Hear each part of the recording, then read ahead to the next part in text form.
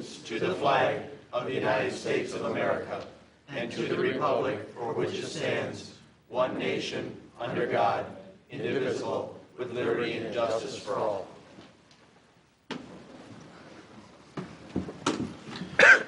Okay, present this evening from City Council are myself, Mayor Morrow, Council members Burgoyne, Gearbaugh, Peters, Rhodes, Roth, and Tahar. From City staff, we have City Manager Campbell, Clerk Royal, City Treasurer Bennett, Police Chief Rennick, City Assessor Skull, I don't know if she's here, City Superintendent Engineer Rubel, I do not see. Our Technology Coordinator, Mr. Schonk, is here, and Mr. Fordyce, our DPW Director. For the rest of you present this evening, if you please sign in the back, we would appreciate that. At this time, I would seek a motion to approve the agenda as amended. There are two additions to the agenda this evening. One is in reference to an email that Mr. Burgoyne sent out this weekend. It will be added as the last item under the discussion portion of our agenda, and it regards Tifa and Woodland Drive improvements. And then the second addition is actually right up top. It'll follow the presentation from the Resident Support Services Task Force, and it will be a presentation done by Mayor Pro Tem Tahar and City Council Member Roth following their visit to Brecon, Wales. So if you would please make note of those two changes, and unless, there are additional changes, I would seek a motion to approve the agenda as amended. Motion to approve. So moved by Mr. Burgoyne. Is there a second? Second. Seconded by Mr. Gearbaugh. Hearing no discussion, all those in favor signify by saying aye. Aye. Opposed say nay. Ayes have it, and the motion carries unanimously. There are no absences this evening, so we'll dispense with that. So now we move on to the first of two presentations, and this is a presentation from the Residential Support Services Task Force, and you should have a copy of their PowerPoint at your desk this evening. I'm going to turn it over to that task force chair, our council colleague, Mr. Rhodes. And I know that some of the other members of that group are with us here this evening. We appreciate that, and thank you for your work on this very important endeavor. So. Thank you for the opportunity to talk about this Resident Support Services Task Force. And while we're getting set up, with the other members of the task force who are here, please come up and join me here.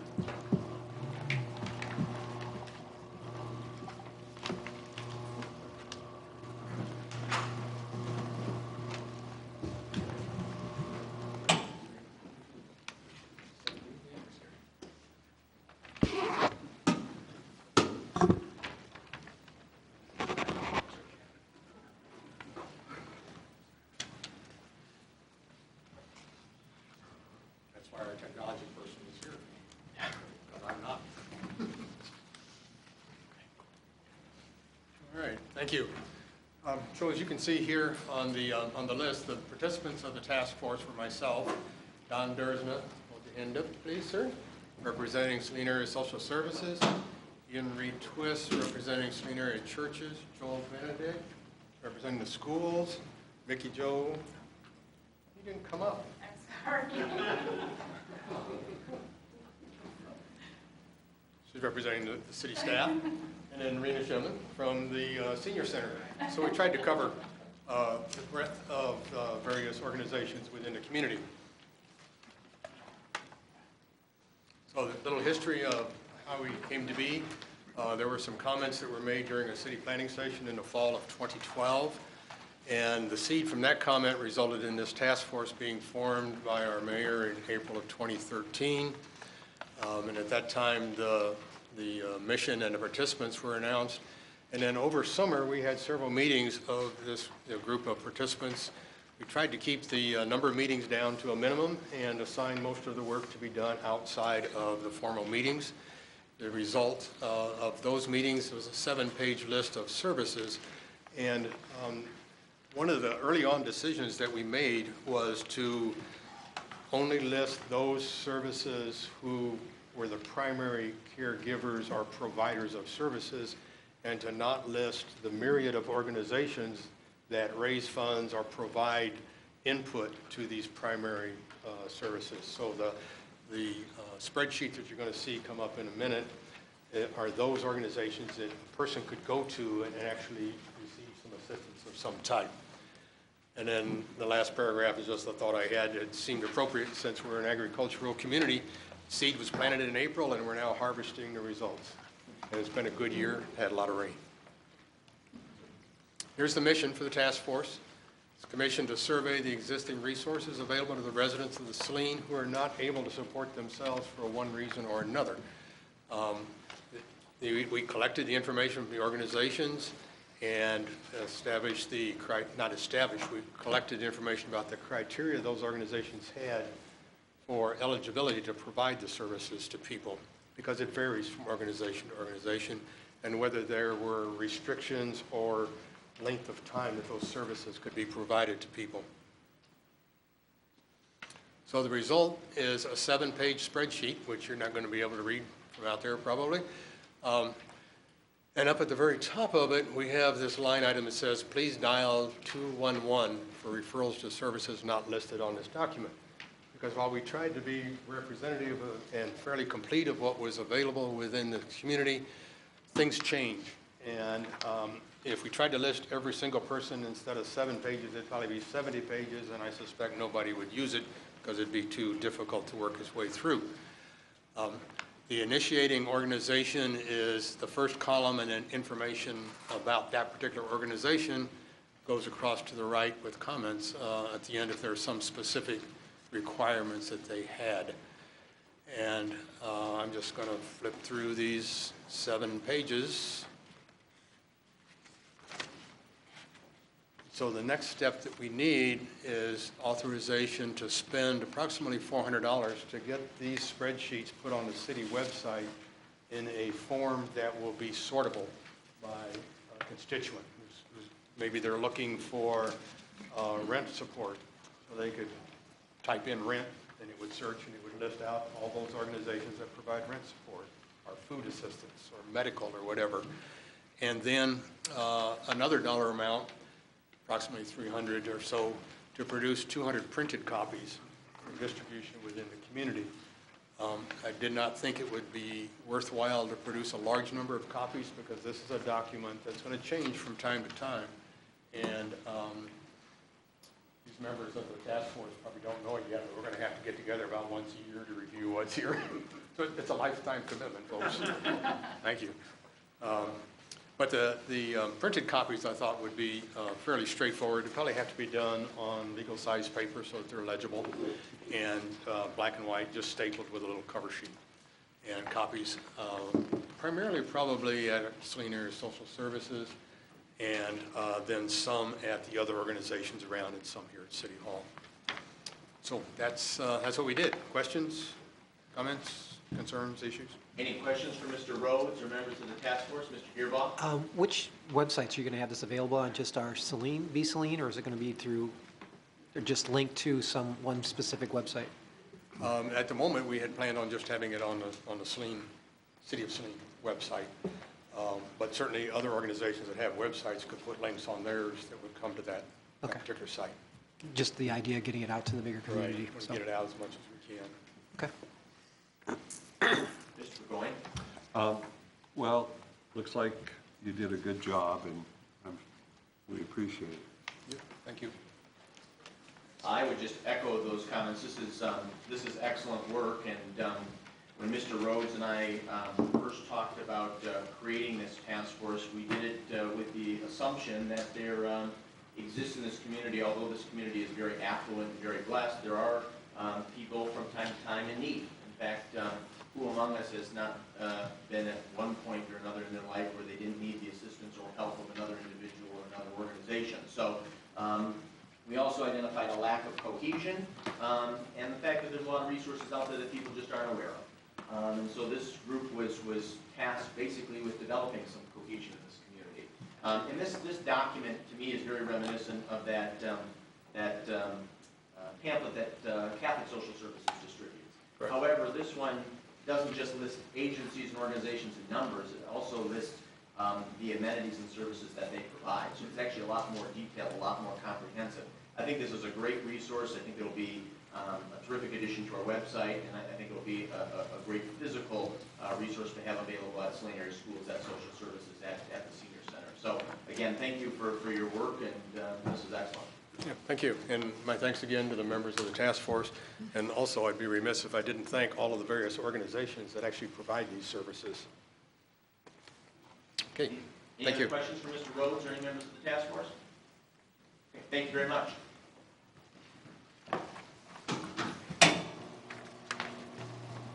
See if we did that.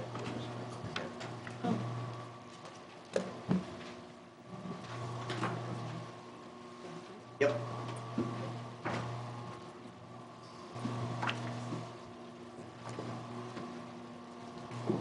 Well, it actually worked. I brought another one just in case. Can I get the cordless turned on here, Chase?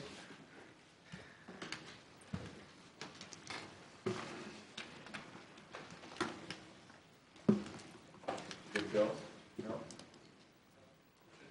Should be on. No? Well, we'll talk about it. Well, as many of you are aware, we had a group recently travel to Brecon, Wales, our sister city, our oldest of the two sister cities. And Ms. Tahar, our Mayor Pro Tem, was, I guess, the official representative ambassador of the city of Saline. But she was accompanied by many fine individuals, including our esteemed council colleague, Mr. Roth. And there was an opening ceremony at the Brecon City Hall, I think that's what they call it. And we presented some gifts and mementos. In fact, a beautiful watercolor that was done by a local artist that we shared at the last council meeting that will grace the lobby of their council chambers. And in turn, it appears that they have some gifts to present to us. So I'm going to turn it over to Ms. Tahar and Mr. Roth. We bring greetings, I should start by saying 24 members of the Saline community traveled to Brecon and spent from the 11th till the 24th of this month in Brecon. We bring back greetings from the Brecon Town Council and their mayor, Matthew Burns, and citizens and council members. Our group was welcomed on the 11th with a reception at the Guild Hall, which has been the home of the town council for 700 years. The building itself is not 700 years old, but a Guild Hall has been on that spot for 700 years. Mayor Dorrance presented us a crystal commemorative gift to the city of Saline, inscribed with the Brecon Town Crest and these words: presented to our sister city of Saline on their visit to Brecon to celebrate 47 years of friendship by the mayor, Councilor Matthew Dorrance, September 2018. And I'll add Mayor Marl's gift of the watercolor by Keith McGuire of the Bowley Bridge was very warmly welcomed and received by the mayor and the councilors, and it was especially appreciated by members of the Brecon Saline 20 Association.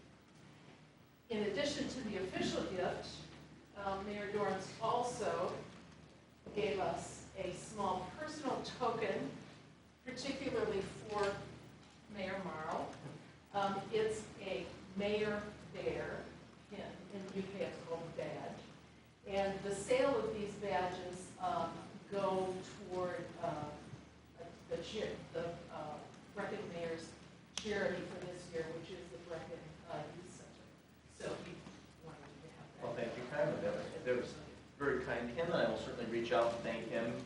But more significantly, more importantly, this beautiful piece of crystal here is a wonderful memento to our very special relationship with Brecon, and it will be enjoyed by all. We'll make sure that it is cleaned up and the fingerprints are rectified, and it will grace one of the display cases out in the lobby. So thank you both very much. Give a round of applause.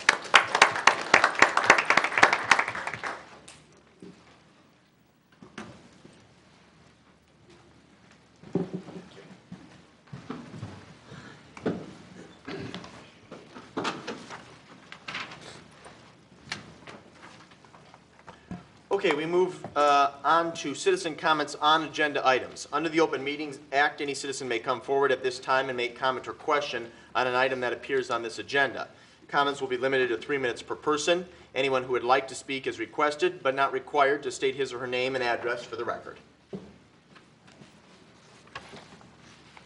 Mary Heston, please excuse me if I cough. 2 items. The one is regarding the alley easement agreement, and the other one, the sidewalk survey. And time permitting, I will make hopefully the sidewalk easement. I had commented before the agreement was voted on concerns about pedestrians going through the alley. On Saturday, I went up to the Oktoberfest. I noticed that the chairs and tables were so close that a pedestrian would have trouble going through. I brought Councilman Mr. Roth. He was up the street, and we were looking at the sign, and the sign was commented, and he said something about let's take a picture, and I had the camera, and a young lady was there, and I said, we need to have a walkway through here. And she, bless her heart, you know, she's just working there. She didn't know. And before I knew it, Mr. Paul, and forgive me, I don't know his last name, but he said, is there a problem here? And I says, yeah. He says, Paul, you got to have a walkway for pedestrians to go through. He said, if you're worried about that, there's a bike up on the sidewalk. You can take care of that. I says, right now, I said, I'm talking about pedestrians being able to go through. He addressed the bike again. I said, no, you gotta be. And he said, get off my property. And that loud. And people looked around like, you know, I had been whatever. And I go, what? And he said, you heard me, get off my property.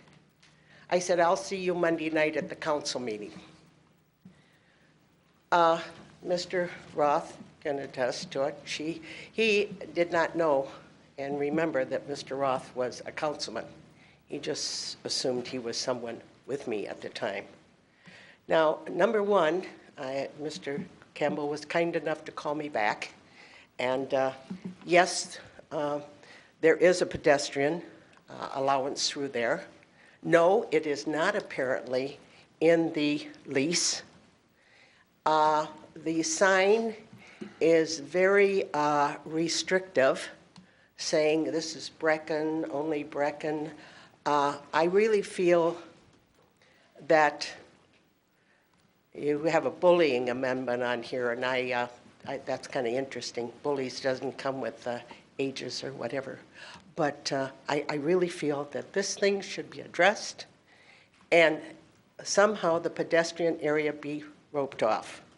To get to the next part, the sidewalk survey. I notice you're talking about, and I'm sorry if I'm going over, but quickly, as far as Phillips, I'm hoping that there's no way you can mill that sidewalk. You're going to have to replace it. Please mark it for safety, and please do not let the snow trucks with their snow plows be parking there this fall. I'm sorry. Thank you. Are there additional public comments on agenda items?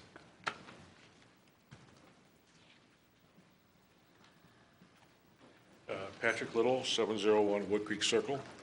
I'm just here tonight. Well, you know, it must be something important to me for me to be here tonight. But I'm here tonight to urge your continuous support of the Salt Spring Park. It's a great opportunity. It's a great find, and it's a good opportunity for us to study our ecology, our military history, our Native American history, and also our environmental future. So I really am glad that it's moving along, and I really hope that you'll support it and that it will continue to be it will become and continue to be a major part in the city of Saline and the Saline community. Thanks. Thank you, Pat. Are there additional citizen comments on agenda items? Please.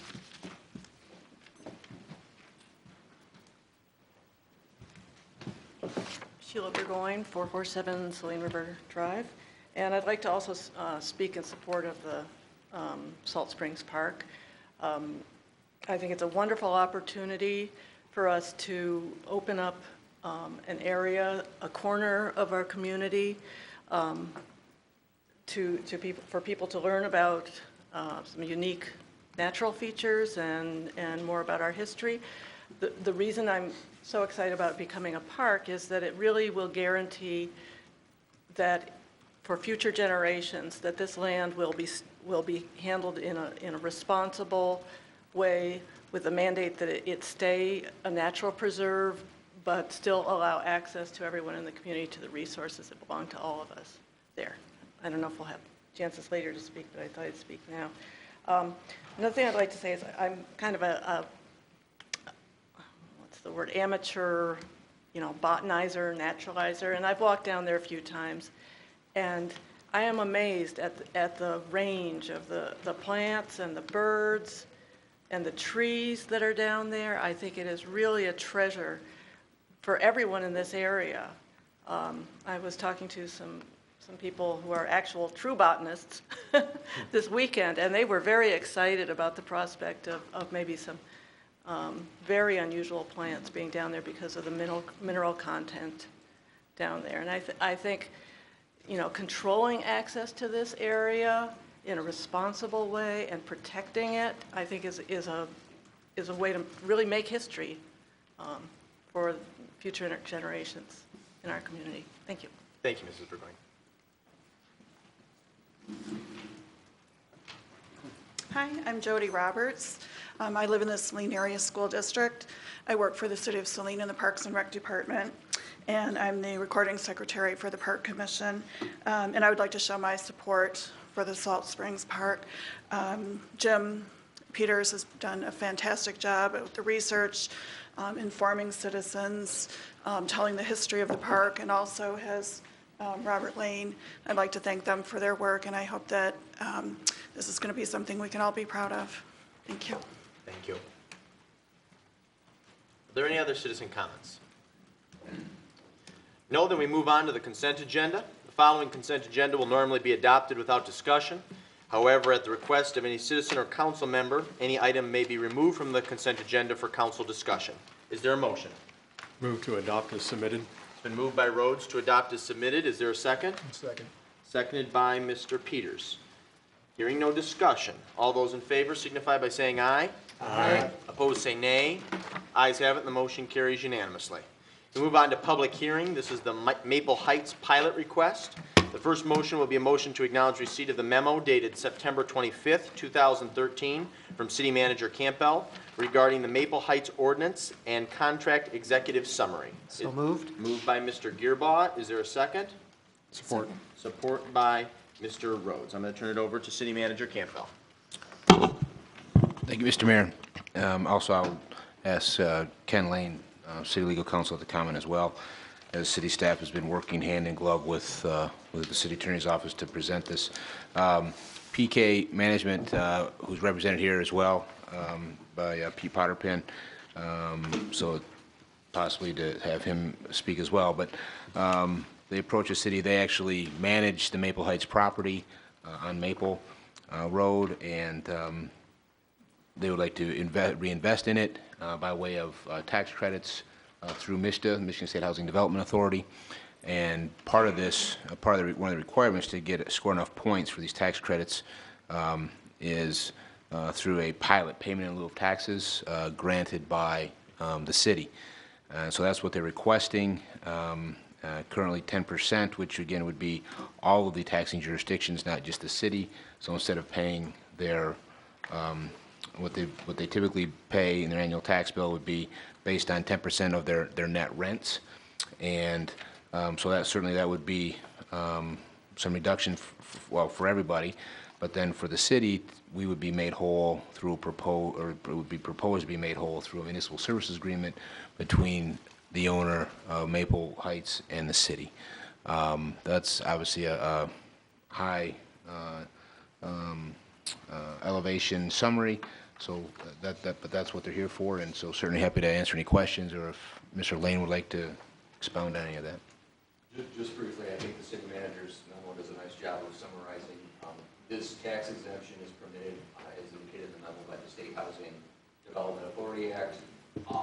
It's granted through an ordinance. We put together the ordinance with the parameters. 10% of the net rent would be the payment in lieu of taxes, but as the city manager mentioned, there's also going to be a municipal services agreement that coupled with the payment in lieu of taxes is going to make the city whole in terms of the taxes that would have been paid for this property. Thank you, sir. Are there any questions for our city manager or legal counsel? We'll start with Mr. Roth. My question is, that my understanding it affects all the taxing authorities, is the school in agreement with reductions that this might be? To answer, the quick answer is, we don't know. This is based on, we haven't talked to any other taxing jurisdictions. So this is similar to like, as far as an IFT tax abatement, industrial tax abatement, the city council has the ability to make this approval or denial for all the taxing jurisdictions that it collects taxes for. Okay, thank you. Thank you, Mr. Roth. Mr. Burgoyne. I have a question and a comment. The question is this only for Maple Heights? And if this came up again in the future, would we amend the ordinance or have a supplementary ordinance or something of that nature? Yes, both questions. Okay. And my comment is on the prior comment of Mr. Roth.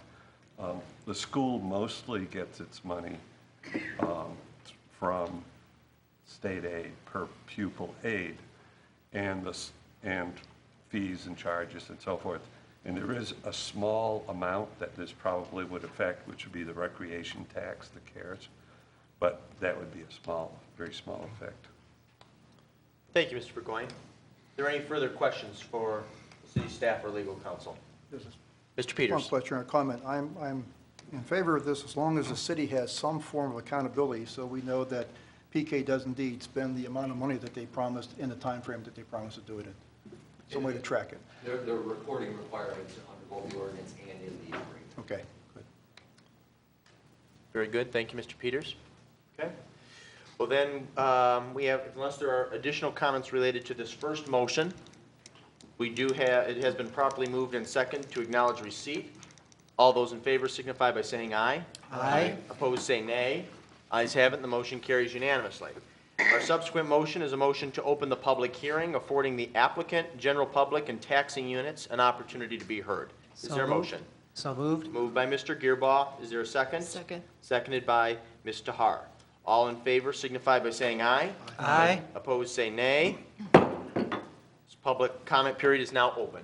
Would anybody wish to speak? Applicant, please.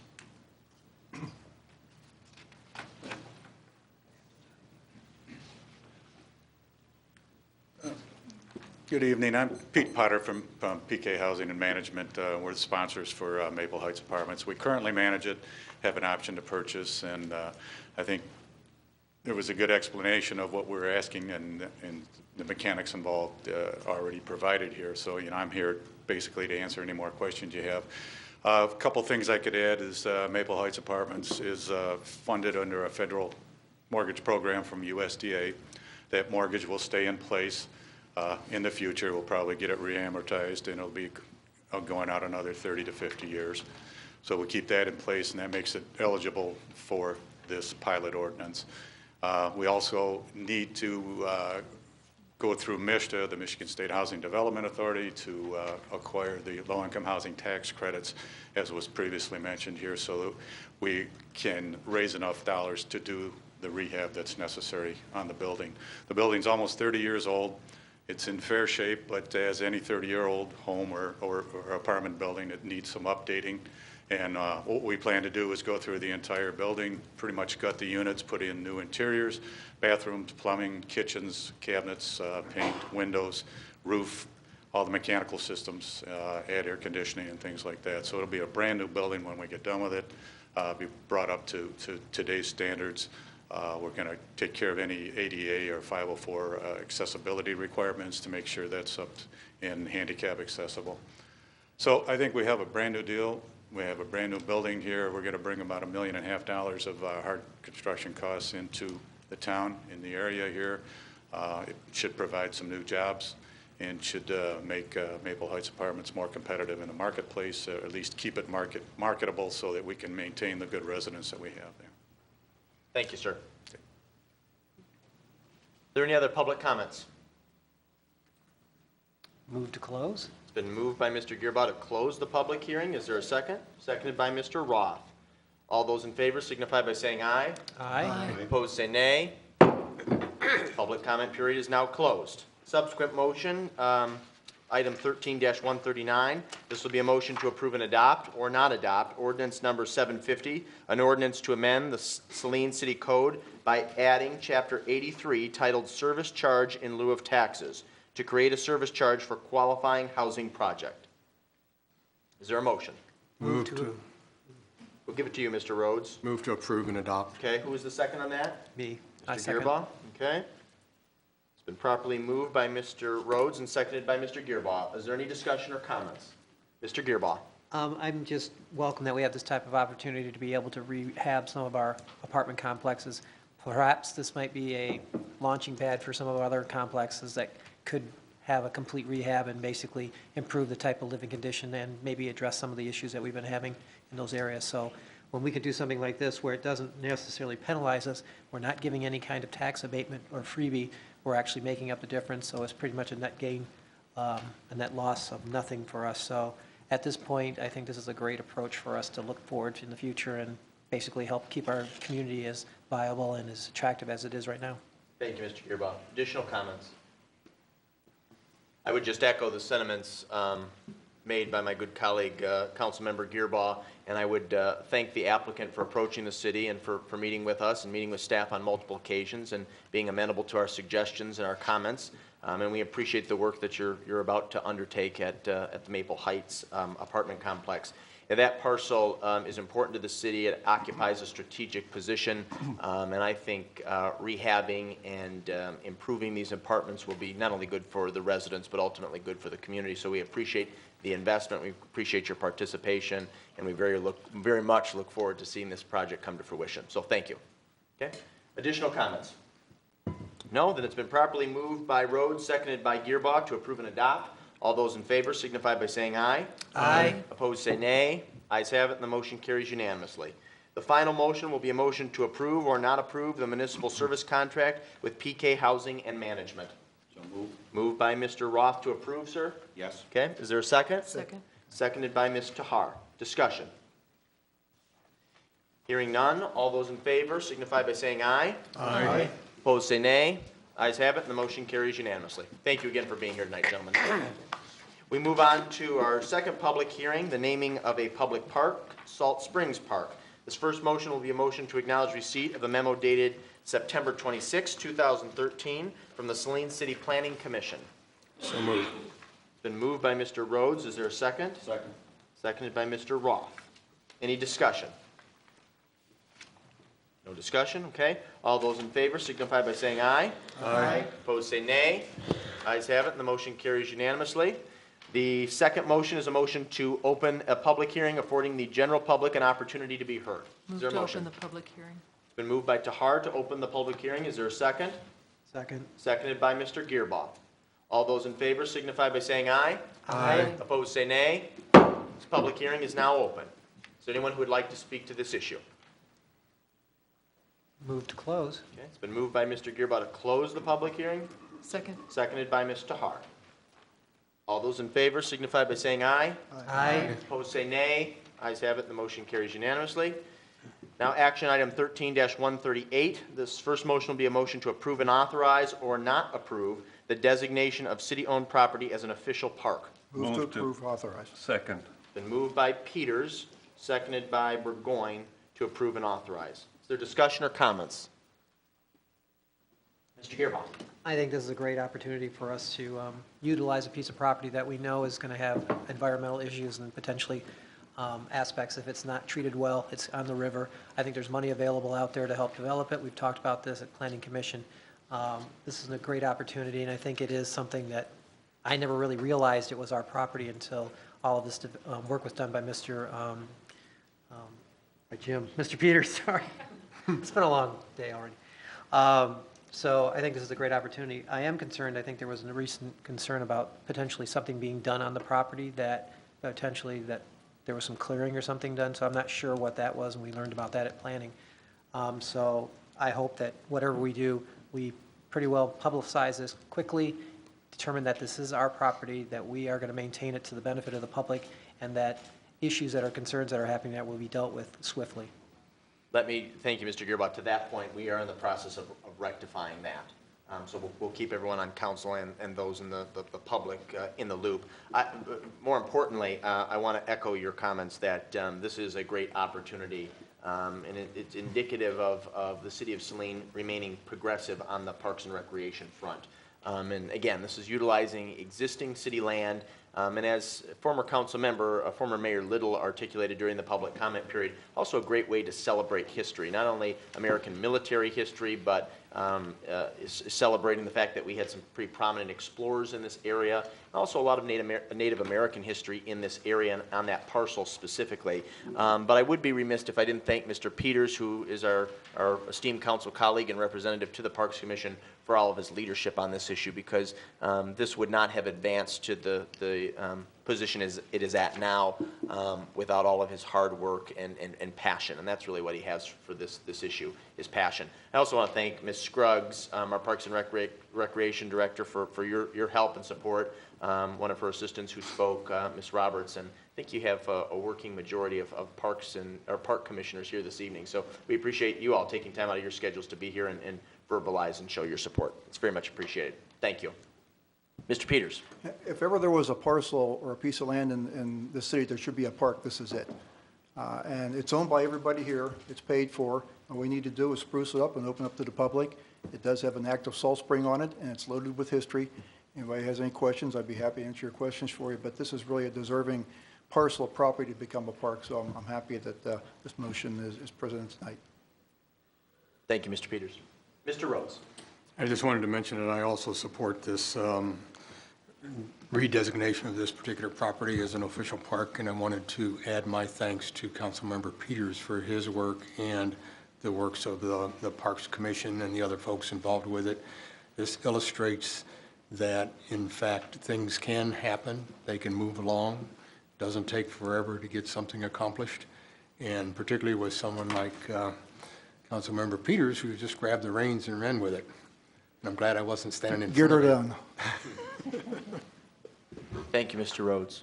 Any additional comments? Tell everybody where it's at. Not everybody knows where it's at. Yeah, why don't you clarify a little bit, Jim? It is situated, I have a map here, like see later. It's south of the waste treatment plant and north of the DNR fish ponds.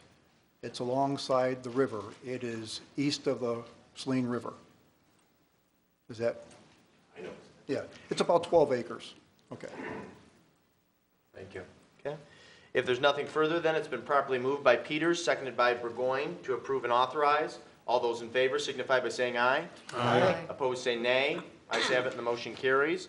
The final motion is a motion to approve and adopt the naming of the designated park as recommended by the Planning Commission as the Salt Springs Park. I so move to approve. Moved by Roth. Is there a second? Second. Seconded by Mr. Burgoyne. Any discussion? No? All those in favor signify by saying aye then. Aye. Aye. Opposed, say nay. Ayes have it, and the motion carries unanimously. And actually, I just set my hand and seal to this, this official resolution following council's motion just now. And so it is now officially the Salt Springs Park, and we'll make sure to propose this and advertise it. So thank you to everyone who helped make this happen. Thank you so much. Okay. We move on to new business now. Item 13-150. This is a SAW grant. This will be a motion to approve and adopt the Stormwater Asset Management Wastewater SAW grant in the amount not to exceed $6,000 and to authorize or not authorize the city manager to execute the agreement. Move to authorize. It's been moved by To Gearbaugh. approve and authorize. To approve and authorize. Thank you, Mr. Gearbaugh. Is there a second? Second. Seconded by Ms. Tahar. City staff care to comment? Mr. Campbell or Mr. Rubel?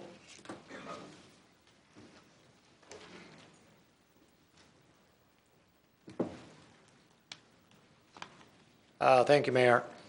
The author of the letter, and of course the lead engineer for Tetra Tech on the SAW grant application proposal is Mr. Brian Rubel, right here, who's the vice president of their engineering division. I'm just one of several staff members who are working on the proposed SAW grant application. Other members would be City Manager Campbell, Jeff Fordyce, DPW Director, Mickey Joe, our Treasurer, Bob Scull, Wastewater Plant, Mark Fetchick, Wastewater Plant, and hope I didn't forget anybody else, but Joanne McDonough, who would be instrumental in actually working with the proposed asset management program. We had a very effective effective and educational session with council here last month, led by Brian Rubel, and certainly a number of good questions came out of that, which he addressed, and explained the program, the opportunity the state offers to reimburse us 90% for advancing what is in reality a state mandated program to have municipalities at least 10,000 and larger, or I guess around 10,000, and perform an asset management survey, and also then perpetuate an asset management program. So with that, I would turn it over to Mr. Brian Rubel in case so he can summarize anything further on his memo or answer any questions City Council may have. Thank you. Thank you, Mr. Rubel. Well, good evening. Thank you for having me again. I did not plan a detailed presentation. We had a half-hour discussion 3 weeks ago, I believe, on the SAW program. But just to encapsulate that quickly, it is a competitive grant program that the Michigan Department of Environmental Quality will be releasing any day now. It was actually supposed to be released tomorrow. They've moved that back 1 week. So the final application materials will be out next week if they are true to their word. And again, it is to study at this stage, asset management plans to maintain and sustain the assets that the City of Saline owns, in particular your stormwater system, your sanitary sewer system, and your wastewater treatment plant system. Again, it is a competitive situation. We believe there will be several hundred municipalities in Michigan who will be applying for this. There is about $100 million to be given out this next fiscal year, and that will be going on for the next 3 fiscal years after this one. So should the city not be successful this year, non-successful applicants are, the program is designed to give them priority for future years. So your application should still be good should you not be successful this year to win this money in a future year. So with that said, I guess probably more appropriate just to handle any questions that may have occurred since we talked last. Wonderful. Mr. Burgoyne. I do understand the SAW grant and support it. We also had, you're a grants person for us, so I'm also going to ask you about the sewer improvement low-cost loan grant program. Correct. And that originally, we were going to hear in August, and the timing changed or something. Have we heard on that? We have an application for a low-cost loan for. Yes, we went through a public hearing process. That was primarily to go through the S2 grant program that you did successfully receive an award for. Oh, we did? You did for the S2 grant program. Okay. So. I'd like an update of what we were awarded, because I haven't heard. Okay, we can get you that information, Mr. Burgoyne. Additional questions for either Mr. Rubel or our guest? Mr. Gearbaugh? Just clarification, I know you've answered one of my questions was whether or not our current project could be eligible for it, and you indicated that because we didn't have this asset management plan, that was one of the reasons why we probably aren't eligible. I asked that very specific question that you raised that evening with the state of Michigan, and again, the rules aren't final yet, but the preview that they gave me was that design work would be eligible, but a construction project is funded through a loan. Construction is not grant paid. And they said they would not make a loan retroactive. That was, that's fine. That was where they were heading. That was the answer I was looking for, so thank you. You're quite welcome. Additional questions? No? Okay. Thank you very much. You're quite Appreciate you being welcome. here Thank this you. evening. Any additional comments? No? Then it's been properly moved by Gearboss, seconded by Tar to approve and authorize. All those in favor signify by saying aye. Aye. Opposed, say nay. Ayes have it, and the motion carries unanimously. Moving on to new business item 13-151. This is Plastech Inc. request to waive penalties on taxes. This will be a motion to acknowledge receipt of the September 18th, 2013 memo from City Treasurer Bennett and the September 6th, 2013 memo from Plastech Inc. requesting waiver of the tax penalty and interest on real and personal property at 1270 Barnes Court and a vacant property on Barnes Court. Is there a motion? I ask again, is there a motion? The motion dies for lack of a mover and second. We move on to the subsequent new business item. This is a new business item 13-152. This is police in, is that stated correctly? Police in car cameras? Should be police car cameras? In-car camera. In-car cameras, okay. I was right then. My faux pas, excuse me. This will be a motion to acknowledge receipt of the September 24th, 2013 memo from Police Chief Rennick and to approve and authorize or not authorize the purchase of a WatchGuard 4RE system and to have it installed in the amount of $3,961 with an additional amount of $31,695 to come from a donation made by the Mulek Foundation. Is there a motion? Move to approve and authorize. Been moved by Rhodes to approve and authorize. Is there a second? Seconded by Mr. Burgoyne. Chief Rennick, do you care to comment?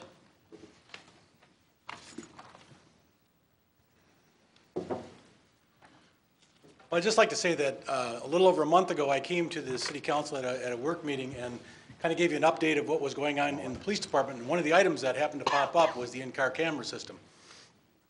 And as you're aware, during that meeting, I told you that of our cameras, only about half of them worked, and the other ones were iffy, and it was going to be a very expensive venture to buy new cameras, but it was something that was certainly a top priority of the police department. And in the meanwhile, after that meeting, Manager Campbell said that he had been approached by a subject who wanted to make a donation to the police department to help any way he could and ask if there were any needs. And so he shared with him the need on the in-car camera system, and the Mulek Foundation gave a donation of $31,695 to purchase the complete system. The only thing that was lacking was installation, as you saw by the memo that I submitted, which was $3,961. So for $3,961, we're going to be able to put in a $35,000 in-car camera system that will do digital downloads automatically as the police cars pull into the city parking lot. It'll also record in high definition. That's the reason that I went with the recommendation to ask for the WatchGuard 4RE system. Thank you, Chief Rennick. I should note, the city manager just told me it's actually pronounced Mulek. So. Oh, I'm sorry, Yeah, Mulek. well, it was my mistake as well. So our apologies to the foundation. Are there any questions for Chief Rennick? Thank you, Chief. Appreciate you being here. This is obviously a wonderful turn of events, my friends. This council talked several months ago with Police Chief Rennick and city staff about a number of needs that exist within the Saline Police Department, and this was sort of on the top of that list. So it's really outstanding that an individual approached our city manager, city staff with the desire to donate a rather substantial amount to our police department to invest in some modern state-of-the-art technology that really improves, will ultimately improve public safety in the city of Saline, which, as you all are aware, is one of our most fundamental and basic responsibilities as a legislative body, is to support and protect our residents who may be in harm's way. So again, wonderful turn of events, and we are indebted to the Mulek Foundation for their generosity. Is there additional comments? No? It's been properly moved by Rhodes, seconded by Burgoyne, to approve and authorize. All those in favor signify by saying aye. Aye. Opposed, say nay. Ayes have it, and the motion carries unanimously. We move on to new business item 13-153. This is CBI Telecom. This will be a motion to acknowledge receipt of the September 25th, 2013 memo from Technology Support Coordinator Schonk and to approve and authorize or not authorize the service agreement with CBI Communication Brokers, Incorporated. Is there a motion? Move to approve and authorize. Moved by Rhodes to approve and authorize. Is there a second? Second. Seconded by Mr. Peters. Mr. Schonk, do you care to make a comment? I can if you like it. No, if you don't feel the need, then that's... Yeah, I think the memo. Okay. Mr. Roth, do you have a comment or question for city staff? I do have a question about his second paragraph in his memo. It's basically my math problems again. Okay. If you have the memo there? Yes, I do. Can you explain it to me how you came up that it says that we saved $11,727.40, and then as far as credits issued was $18,386.20, and they get half of that. Spyglass gets half of that. Our savings plus the half that Spyglass gets totaled $20,920. It appears that our savings that we have, they get all of it, and we didn't get any of it. I can double check the math. I believe it's a combined number with the monthly savings times 12 month, and then the credit was split in half. So the. But why did we pay them $20,920? That's the part I don't understand.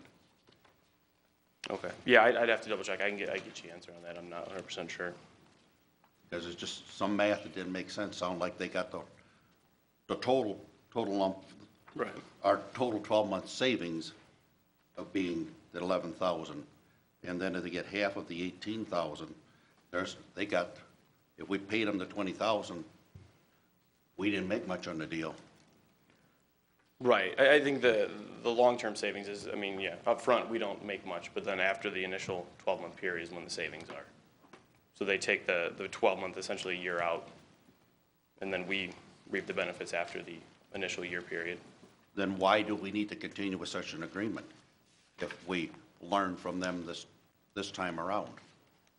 Just to be good stewards, to make sure we're not wasting money on lines we don't need. So that would be the idea. And again, this going forward, they're going to analyze it if we don't see any, I don't predict a cost savings of that large this time around. But I just want to make sure that there's a couple lines we've moved, and I want to make sure those are the best use of city dollars. So this is a different company with a different percentage. If I may, Mr. Mayor, just for clarification, we did this a few years ago, but we also, as Mr. Schank alluded, we believe there's some other lines out there that we still that we don't believe we are using, and we need to get those clarified and disconnected, so we're no longer paying for them. The way CBI, again, different company from Spyglass, which Spyglass did I think a reasonable job for us, and as Mr. Schank said, it's the savings going forward, but also CBI. They initially they talked about minimums that because their policy is for the organizations that they work for to take at least one of their recommendations and move forward on it. If not, there's a minimum charge. We talked to them about that, and we inquired about that, and they came back and said, you know what, they're pretty confident that there'll be a suggestion that we'll take, so they've taken that requirement out, so there is no minimum. And so if they were to do the work and make some suggestions, and we decided not to act on any of those, there would be no charge to the city. So I think, again, when there is a cost savings, it is in future dollars. I'm still confused why we had to pay them that amount of money and how it's going to help us renewing a contract in the future. That's not clear to my understanding.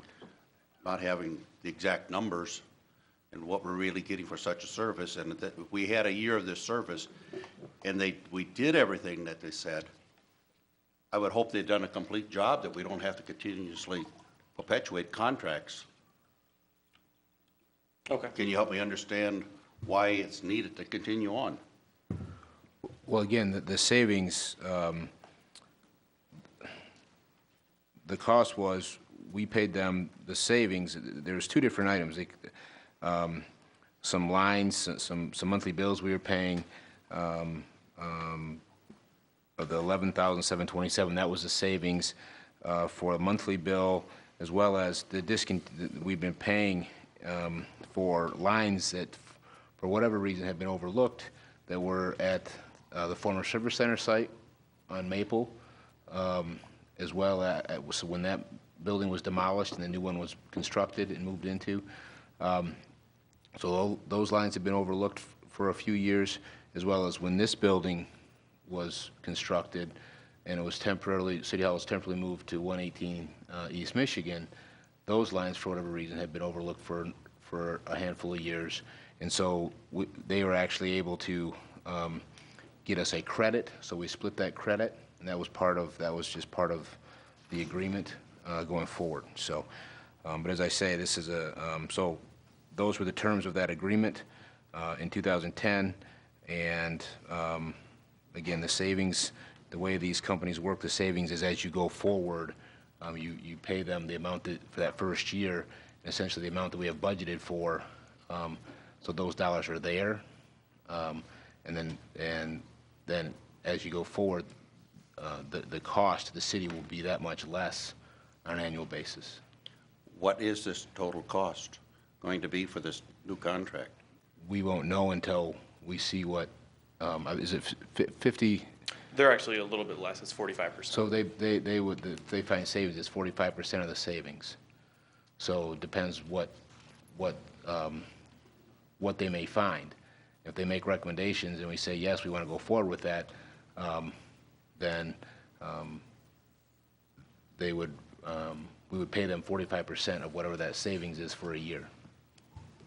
How did they document that we really saved it? Because that line would be discontinued and we'd be no longer paying for it. I would hope they've done a 100% job thus far. Well, as I said, for clarification, it's a different company, and for whatever reason, the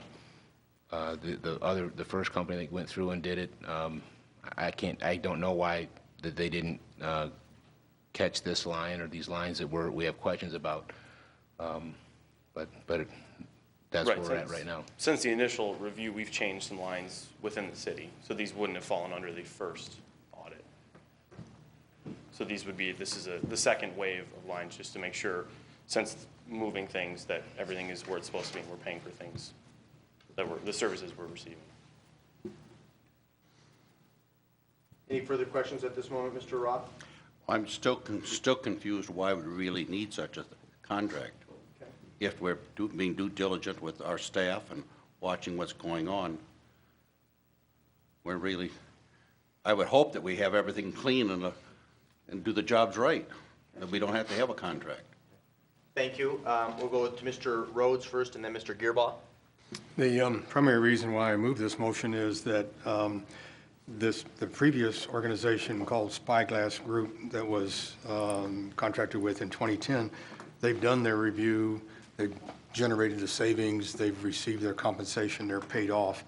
And this new company called CBI, we don't pay them anything. They're just simply an independent organization monitoring our phone usage. And if they identify potential savings, and if the city agrees, then they get paid something for it. And so what we're doing is having a third-party monitor lines so that our own staff, the short-handed staff that we have now, does not have to spend their time and energy monitoring those phone lines. So it's no cost to us unless we decide to do something.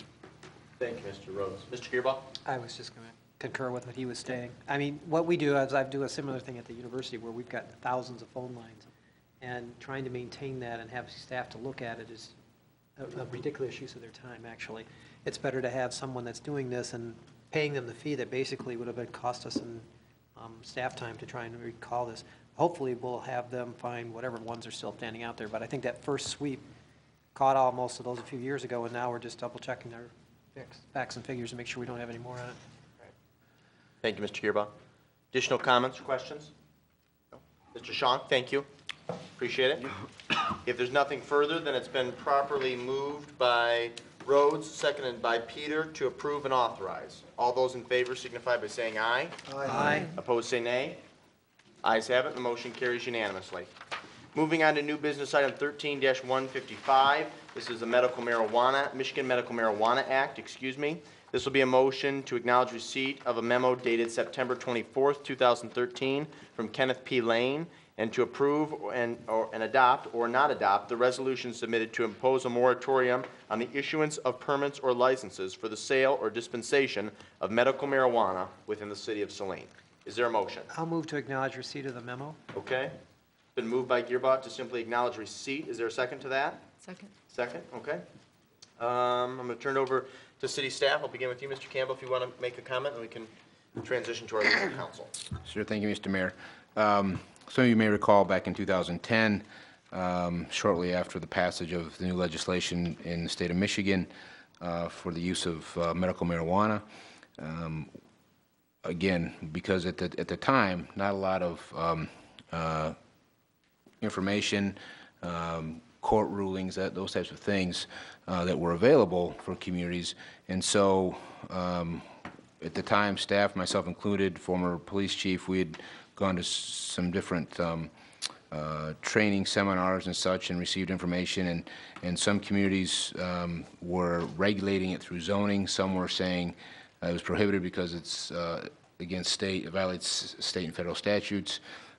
So one of the, as we, some of you may recall, a presentation that staff had made to council. First we made it to the Planning Commission, and then they recommended what staff had been recommending, which was to adopt what was called, we referred to it as the Livonia language, or the Livonia model, was to say if any use that was prohibited by state and federal law, that was also a prohibited use in the city of Saline. And so that was a stance to say, well, let's see where case law comes out in the next few years. And so that is in fact what has happened. Not too long ago, court ruling said that that particular language is no longer allowed. It's basically in conflict with the state law, and so that's what the ruling is. It is currently on the docket sometime in 2014, I believe, to go before the Michigan Supreme Court on for a couple questions. But so now that we know there's some case law and saying, well, it's in violation, staff's position is that we believe we need to take a look at this and then come back with some sort of recommendation. So we would recommend a 6-month moratorium and asking the Planning Commission to take a look, and whether it's to come back, presumably to come back with some sort of zoning regulation. Care to elaborate at all? I just would want to add to what the city manager said, that another approach that some communities across the state took was to sort of embrace this, allow dispensaries or co-ops to open up shop.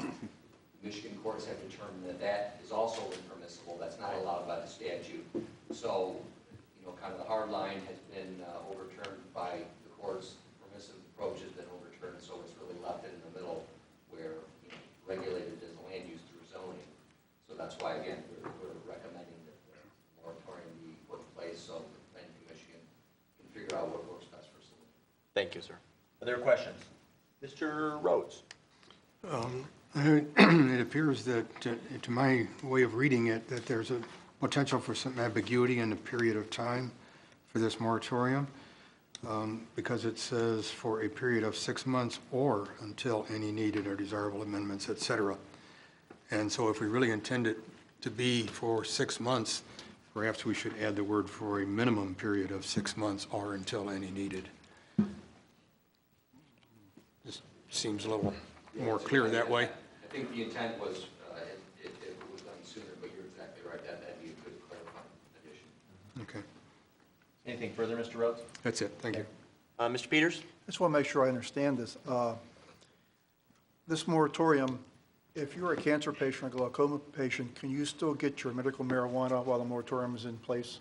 Absolutely. Okay. I don't want to agree to anything tonight that would hold that from someone that needs it. This is simply to go over the zoning.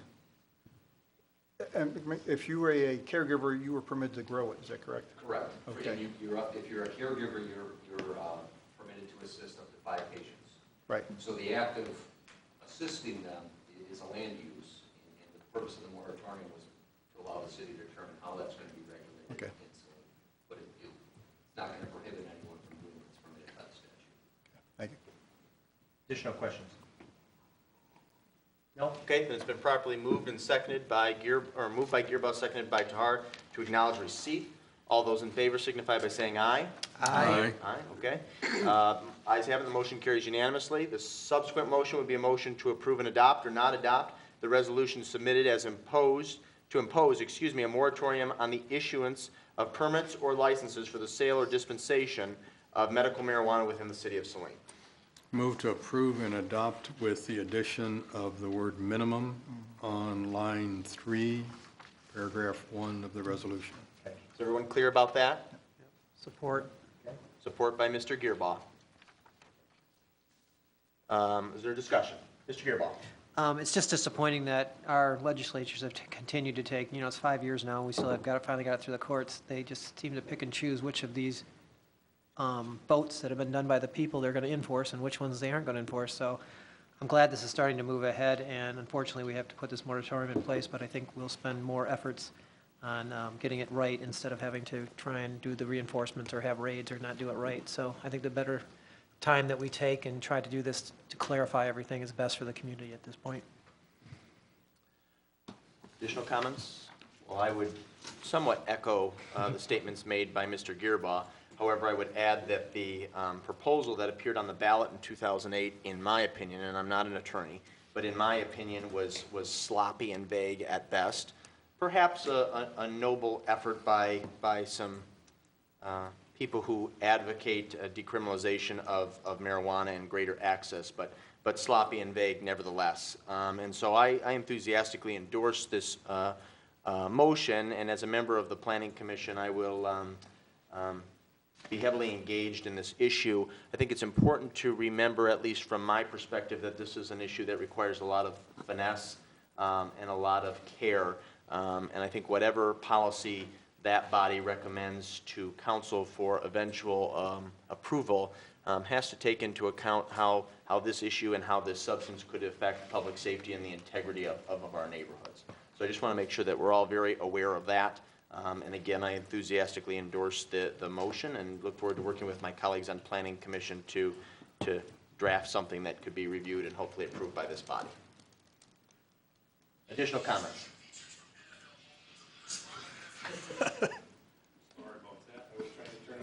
If I was in the audience, I'd be wanting to listen to the NFL too, so I get it. It's been properly moved then and seconded to approve and adopt. All those in favor signify by saying aye. Aye. Opposed, say nay. Ayes have it, and the motion carries unanimously. The final action item tonight is new business item 13-140. This is a sidewalk survey consultant contract. This will be a motion to acknowledge receipt of a memo dated September 26, 2013 from Public Works Director Fordyce and to approve and adopt the citywide condition assessment of the citywide sidewalk condition assessment of Precision Concrete Cutting Incorporated, and further to authorize or not authorize the work to be done in the amount of $7,320. Is there a motion? Move to approve and authorize. It's been moved by Rhodes to approve and authorize. Is there a second? Second. Seconded by Mr. Peters. Director Fordyce, do you care to comment?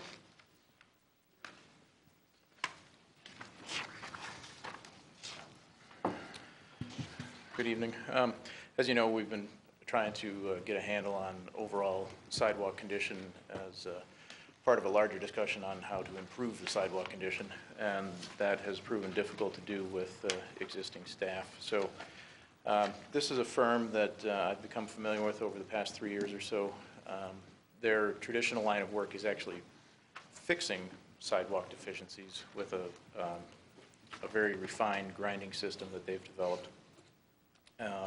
But in the process of doing their work, they also have a GPS-based recording and tracking system where they record the dimensions of all the repairs they make and also conditions that they can't repair with their equipment and technology. So I approached them with the idea of using that equipment to do a survey, not go out and fix anything at this point, but do the condition assessment or survey for us, utilizing that software and equipment. And they put together this scope of work based on our standards from past sidewalk surveys that we've done, and came up with what I think is a very reasonable price and a quick timeline to complete this. It will result in a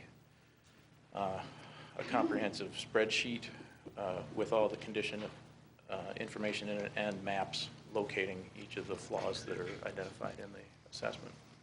Thank you, Mr. Fordyce. Are there questions for our DPW director? Mr. Burgoyne.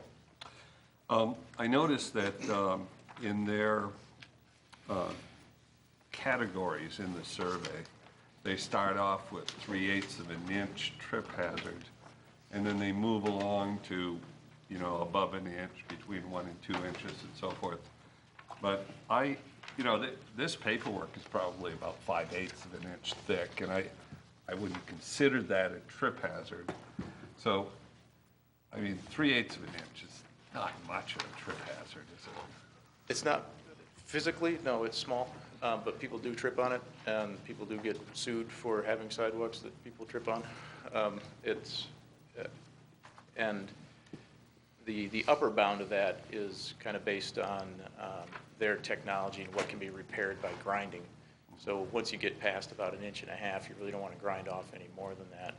So that moves into a replacement category, so that kind of becomes, it's a different, it'll be recorded differently because the eventual approach to repairing it will be different. But yeah, 3/8 is a small dimension, but it is trippable, and that's just kind of part of the standards. Follow-up, please. Yes, in terms of, once you get an inventory, then you have to do something with it. In terms of the repair work that ensues, let's say somebody has a 1/2 inch difference. That difference in a lot of locations has to do with city trees jockeying the, you know, these things up and down a little bit. At what point are we liable for repair? I thought the municipalities now had like 1 to 2 inches before you really had liability. If it's 1/3 of an inch, you're not really liable. There is the 2 inch. Maybe that's a council question. It is. It gets a little bit beyond me. I mean, I know there is the 2-inch rule has been reinstated, but how much protection that really provides, I'm not sure. It's exactly right. It's a newer case that came out in the last couple of years that reinstituted the 2-inch rule, but people can trip on the 3/8 of an inch crack or lift, and you know, if it's open, it's obvious, and the city could have potentially been aware of it, there might be liability for that too. You know, the 2 inch is kind of the general rule, but it's not a bright line, so to speak. Yeah, and currently, I don't think the city's been named in it, but we'll probably be dragged into it. There's a suit against a private property owner that involves a defect that's significantly less than 2 inches. Anything else, Mr. Burgoyne? Yes, in terms of the repair work, how do you determine who pays for the repair? Does, let's say it's in front of a business downtown, does the city pay for it? Does the business pay for it?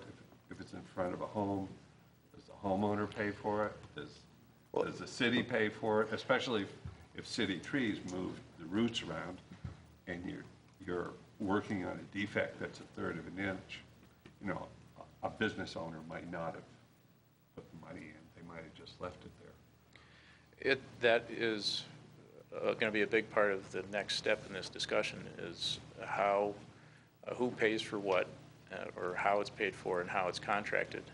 Under our current ordinance, if it's a city tree that's causing the defect, the city pays for the repair. If it's, you know, any city activity that's created the defect, the city pays for the repair. All other defects are the responsibility of the adjacent property owner. But our mechanisms for enforcing that are very minimal. And that's part of what has led to, you know, the current situation where there's a number of sidewalks that are in bad shape, need work, but there's not a strong mechanism in place to make that work happen. Thank you, Mr. Burgoyne. Mr. Gearbaugh? Just clarification on the survey work. They're going to identify not only where there's the potential, the height differential, whatever, the 3/4 inch, whatever. Excuse me. But they're also going to identify whether or not the sidewalk is in poor condition. Yes. And photograph it? Yep. I don't know if we included photographs in this, but vertical separations, the trip hazards, cracks, spalling, that's where, you know, the surface of it gets rough, the slope, cross slope, and ponding, and also if there's a utility structure located in the sidewalk. I mean, it might be beneficial if they, because now of digital technology and everything, that they are actually documenting it, because then we would know at the time which side or who would be responsible for it, because they're not going to. Then we'd have the picture instead of having to go back out and inspect every one of those. Well, we'll have a GPS location on each flaw, Okay. and they'll all be cross-referenced to an address. They'll record the address as part of the survey work also.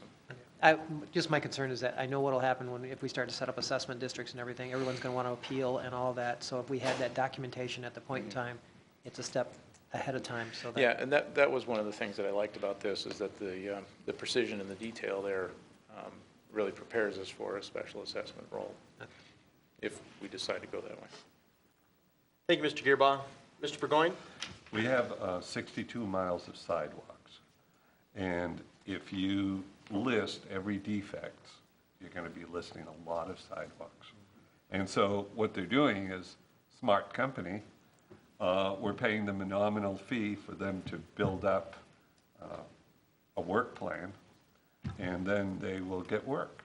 So, I mean, if I were the company, I would do it, make that list. There's certainly no guarantee of follow-up work. I have, as I mentioned in my memo, I have seen some of the work they've done and been able to go back and look at it years later, and it's held up well. It is high-quality work, but it is limited in what it can fix. They can't fix cracks, they can't fix ponding, they can't fix spalling. So there's certainly, if we do something similar to what Ann Arbor recently did and do a city-managed, full, community-wide repair program, there would be multiple contractors involved. Mr. Rhodes? We have a city ordinance that requires certain clearances above sidewalks and beside sidewalks for vegetation. And it's apparent to me in riding my bike around that there's numerous areas where we have violations of that ordinance.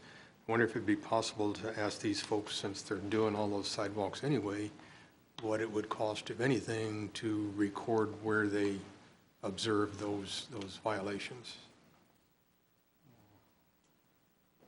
Yeah, it's conceivable. I mean, that gets a little bit more out of what they normally do, but. Yeah, Mr. Forrest, can you make sure to speak into the microphone, please? Sorry. No, you're fine. That type of measurement gets a little bit out of what they typically do in their line of work, but it's a possibility we could add that. Nothing to lose by asking. Right, and I think it would improve the safety of our sidewalks whenever we do take action. Yeah. Thank you. Mr. Gearbaugh? Just one other clarification, and we do have an inventory of where we don't have sidewalks clarified, so that if we look at this approach, we might look at the whole city where we don't have areas of sidewalks? We do have a reasonably up-to-date database of where there are gaps in the sidewalk system. Yeah. Okay. Any further questions for Mr. Fordyce? No? Thank you, sir. Appreciate it. Any additional comments? Well, I would just remind those in the audience and those that may be viewing this at home that this council, this legislative body, has made many statements throughout the year about the importance of maintaining our sidewalks, understanding the deficiencies, and moving forward with an aggressive plan to rectify problems. And I just want to indicate that wasn't just empty rhetoric, that it's being proved. It's in just a moment we're going to prove that is the case. So I'm very enthusiastic about this. Obviously, it's indicative that there's much work to be done, but it is an important first step.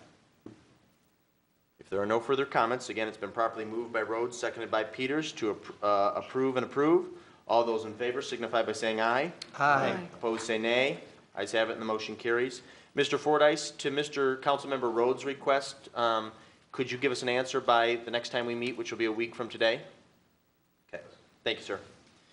All right, we move on to discussion items. First up, we have commission, committee, and task force reports. Mr. Peters.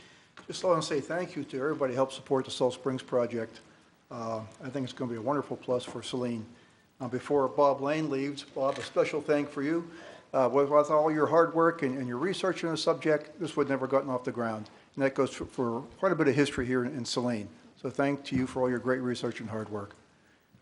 Thank you to there's so many people to thank, just real quick. Saline City Council, of course, Parks Commission, Saline Area Historic Society, Historic District Commission, Planning Commission, the Saline River Greenway Alliance, and the Huron Valley Archaeological Society. plus many citizens here in town. So again, this will be a great park, and I hope everybody enjoys it when it's ready to go. Thank you. Very good. Thank you, Mr. Peters. Mr. Rhodes. And give a report on the Environmental Commission, which has been quite active here, even more so than usual in the last month or so. We co-sponsored with the county a county-wide cleanup day on September 21st. It was held at DPW, and I'd like to thank Mr. Fordyce and his staff for preparing that facility for use. That day, we had 435 cars that came through and dropped things off in the space of about 5 hours. Was quite impressive. I don't have numbers yet on thousands of pounds of various things, but when I get that, I will report it. Environmental Commission also had a display at Oktoberfest where we distributed materials and talked with a number of folks about things that they could do either at their home or at their business to protect the environment. And while we're on Oktoberfest, I wanted to thank Saline Main Street for their work in putting out the recycling containers. There were many of them. They were quite visible. I really don't know how well they were used or misused, as the case might be still, but you know, you got to start somewhere, and so we're trying to educate folks in proper recycling. And then we have, with cooperation from Chase Stanton, created our third video, and this one is on residential recycling, and it's being shown from time to time on Channel 18. So I'd like to thank all the members of the Environmental Commission for all their work. Thank you. Thank you, Mr. Rhodes. Commissioner committee reports. Mr. Gearbaugh? Just task force reports. Oh, Both please. the Rec Center Task Force met and the Shared Services Task Force met, and you may want to address a little bit more of that with the schools. The Rec Task Force is looking at coming back with a P&L and trying to give you some more information regarding how the structure of fees could be. Because the opportunity to share or try to work with CARES did not materialize, we're now looking at a different approach, and that we still probably would proceed with expanding the area to which membership would be covered, because the idea is that we would eventually be getting more revenue in to support the school and support the rec center, and it makes sense to do that. So hopefully we'll have that in the next couple of weeks and provide that information to council so that we can move forward on that. The shared services has basically been discussing what issues and things, and we'll be coming back with a report at the next joint meeting with the school board.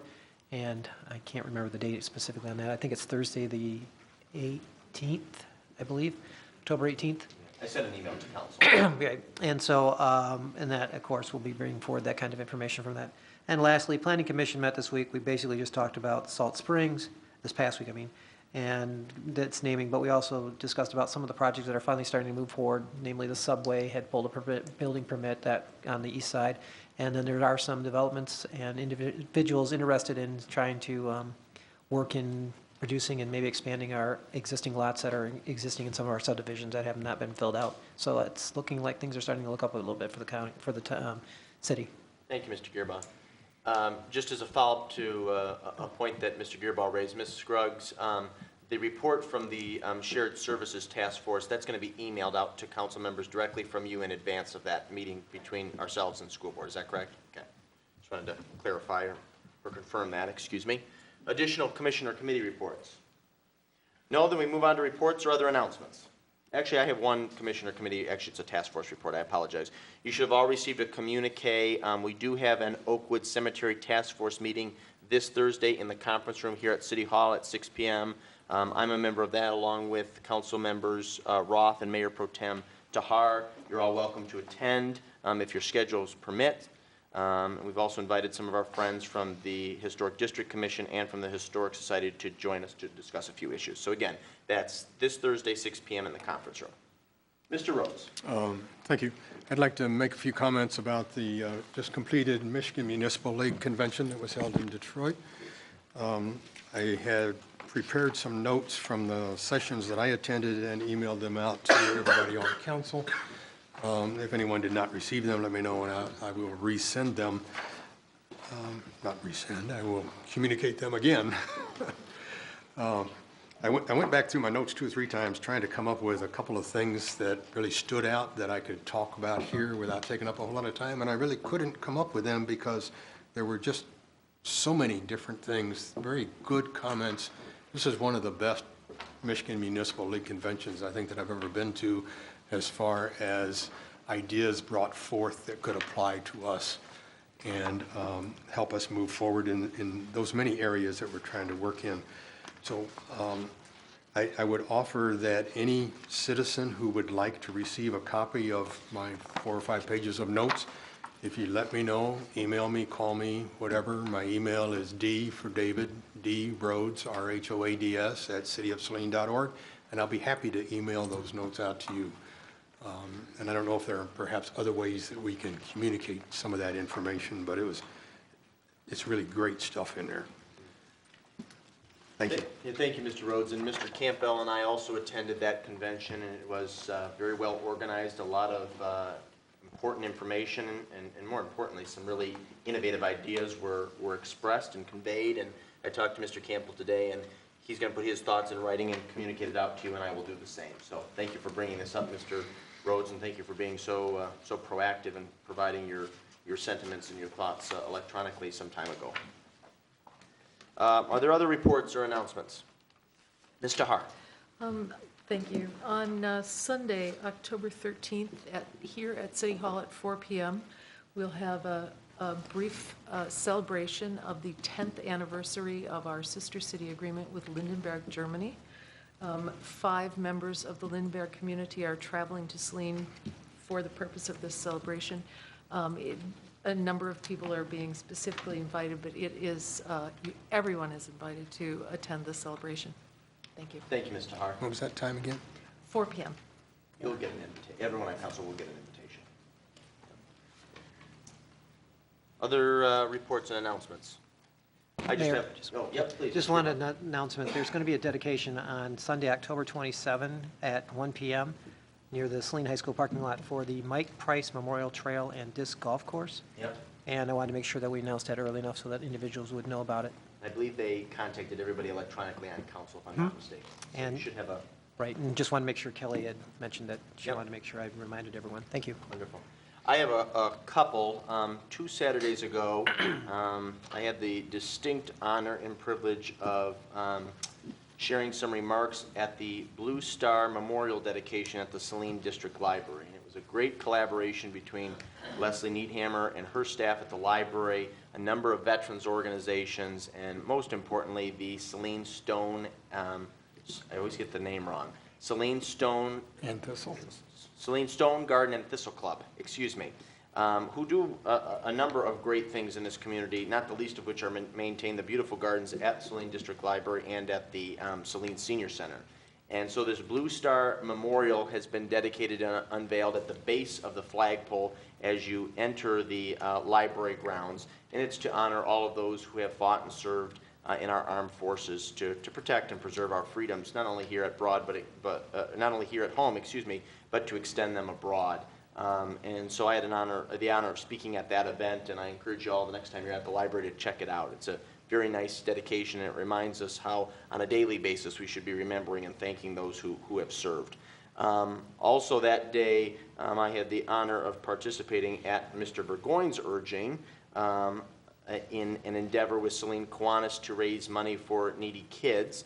And I passed out peanuts and didn't quite solicit donations, but I accepted them outside of bushes. That experience was just indicative to me of how generous and how warm and kind the people of the city of Saline are.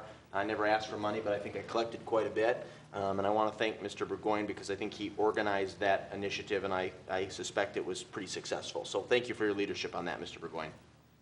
Mr. Mayor? Yes, please. Just one little additional bit of information about the Blue Star Memorial. I believe that part, at least, of that project was funded by the Friends of the Library. Oh, wonderful. Well, the collaboration was even larger than I acknowledged, so thank you for sharing that. Are there any other reports and announcements? No, then we move on to an update on JCI Monroe Street property. Mr. Campbell. Thank you, Mr. Mayor. I may recall the property on Monroe Street across from wastewater treatment plant that had been slated for a residential development the last few years, and because of some environmental issues and cleanup concerns, and now the ownership is back with Johnson Controls. And City Attorney Scott Smith has been in communications, as you all may recall, for the last several months with JCI attorneys, and it had been requested a couple meetings ago for an update. So that's what Mr. Smith has provided. He's spoken with an attorney recently representing Johnson Controls, and he was informed that the EPA and Johnson Controls have agreed on a revised approach to the site, and he's anticipating the filing of a new cleanup proposal in accordance with that direction, that he would forward copies to the city, and that part of the focus would be on improving the site's appearance in the near future. So that's what we have thus far. We're waiting. We're supposedly supposed to be getting a copy of that newly agreed upon plan. Thanks. It's good news that it's actually in the hands of Johnson Controls now, so. Any other questions or comments regarding Monroe Street property? No? Okay.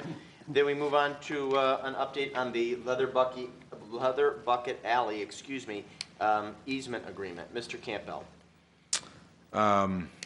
Well, if there's certainly some direct questions, we'll do our best to answer them. I have been in contact with one of the property owners down there.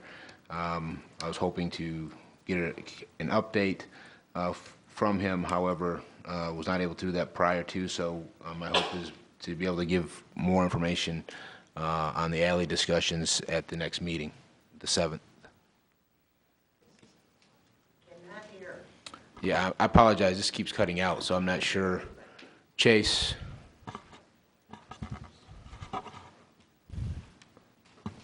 We thought we had this fixed, but apparently we don't. Okay. Are there any other questions? Are there any questions related to that issue? No, then we'll expect this to be added.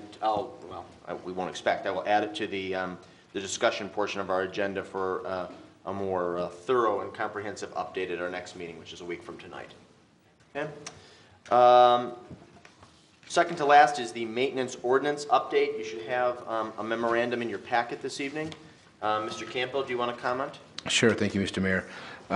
Actually, and I'll turn this over very quickly to Mr. Lane, our legal counsel, that helped put this together. But back in July, I believe it was, we had a work session with City Attorney Scott Smith, as well as our Building and Engineering Department, Gary Rubel and Tillman Taylor, and we talked about the current zoning ordinance and property maintenance and how, for lack of a better terminology, how big of a hammer to use. And so the consensus by council was to direct staff to look at, instead of looking at a full-blown property maintenance code, to look at and potentially upgrade or amend some current zoning ordinance language. And that is what's been in the memorandum from Clark Hill. Also, the question was talked about or posed as far as operationally, how are we doing that? Because as you may recall, back in 2009, because of budget constraints, we eliminated the full-time standalone position in that of code enforcement officer, and those duties were given to our building inspector. And so one of the things we've tried to do to help improve that is utilizing police personnel, DPW personnel, even our assessor's office, when they're out and about doing field work. We're working on trying to train those folks to, because it is something different to do for some of those folks when they see things, and then they pass that information along to Tillman Taylor, and then he would proceed with whatever corrective action would be necessary. So I'm certainly happy to try and answer any questions or turn over to Mr. Lane for further I guess, technical aspects of the ordinance. Ms. Burgoyne? Yeah, I have two items. First, I do not agree with what went on earlier, which is to ask a sidewalk repair crew to look at bushes and ordinance, and not following ordinances and so forth. I do agree with the current approach, which is for DPW or the police or the assessor to notice some of these things and feed it back. So I would prefer when that item comes back through DPW, not to have a sidewalk repair crew work on these other things, but to have the DPW personnel, the police, and other city staff, when they notice it, to feed it back. So I think what we have is not broken, and we should just utilize it. But a question I have is, in a couple of the sample ordinances, there was some discussion about boats. Now, I happen not to have a boat, but I do notice that on North Ann Arbor Street and in other areas, there are people that have boats in their driveway or next to their house and so forth, and I don't have a problem with that. I think if somebody wants to have a boat, it's okay. These ordinances say that you can't have a boat for more than 72 hours. So I hope as a community, we don't become so restrictive so that if a person has a passion for hunting or boating or whatever, that we're too harsh to the citizens. So I would want to be really careful about just taking an ordinance from somewhere else and trying to just lay it here. Be really careful about the aspects of that. That's just my thought. Thank you, Mr. Burgoyne. Mr. Rhodes? I had some comments, and I'm assuming that we're not being asked to approve this memorandum titled Property Maintenance tonight, just here for discussion. The first thing is that I think that besides police officers and DPW, every city employee and every council member ought to be responsible for reporting violations back in. And that'll be easier to do when the see-click fix thing is actually put into place. So we all have a responsibility to make sure that our city is kept safe and clean. On page 2 of the memorandum, second paragraph, there's 5 days, and that 5 days and the first paragraph under Article 2 that also mentions 5 days. That's not really enough time for a person to arrange for a tree trimming company or a nursery to come out and treat a diseased tree. It really needs to be a fair amount more than that. I don't know what it should be, but 5 days a lot of times is just not possible to do because the resources are not going to be available to do that. And then in the last paragraph on that page, it talks about destroyed by burning.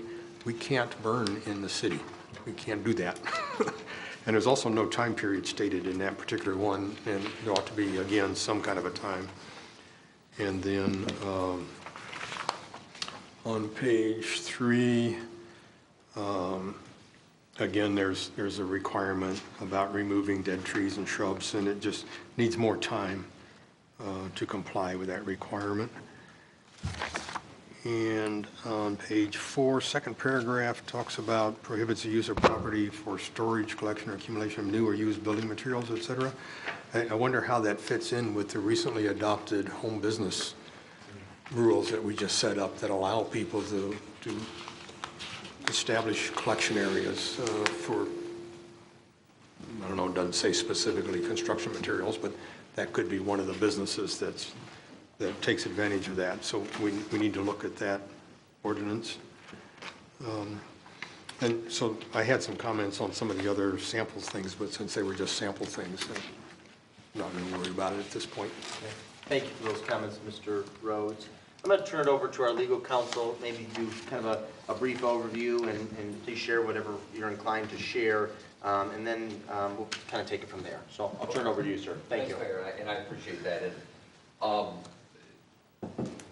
if the memo was not clear, I apologize for that. You know, the sample ordinances weren't provided just for discussion. We obviously did not compare them against the existing City of Saline ordinances, and we're not suggesting that everything in the sample ordinances is necessary or going to work here in Saline. In particular, the one ordinance was pulled from the village of Mackinac City, and up in Mackinac, aesthetics is everything, tourism is everything. So their standards are pretty hypercritical, I guess I would say, and that works for them, but that might not work for other communities across the state. So what we tried to do was, based on the direction from the City Council July 15th meeting, look at the existing ordinances, see what we have in place to address some of the areas of concern, suggest maybe some tweaks, and I appreciate some of the other suggested tweaks that may need to be made to some of these ordinances that were raised by Councilmember Rhodes. But overall, I think the assessment, as was determined by the council, was the ordinances are in pretty good shape. We don't need to go and adopt a broad model code. Properties are pretty well maintained in the city of Saline. So a few tweaks here and there should set everything in motion. We tried to focus on kind of 4 broad categories, the first being trees, shrubs, grass, and landscaping. Chapter 90 has 3 separate articles that address various aspects. Article 1 deals mainly with trees and shrubs that impact the public rights of way, including the dead or diseased tree that's a menace to the public safety, which I envisioned, dead limbs overhanging the sidewalk. Obviously, there's a chance they might fall and injure someone. Article 2 deals with diseased or infected trees on both public and private property. And then Article 3 mainly deals with tall grass. There's room for modifications, particularly if the concern is just dead trees on private property, or encouraging a sort of landscape maintenance, not just in new developments, but across the city. But overall, there's some good provisions in the existing code, so we wanted to bring those to light. The second portion was about the storage of personal property and garbage and trash. The city has a very good littering ordinance. The definition of litter, as we indicated in the memo, is very broad, includes things like furniture and other items of personal property.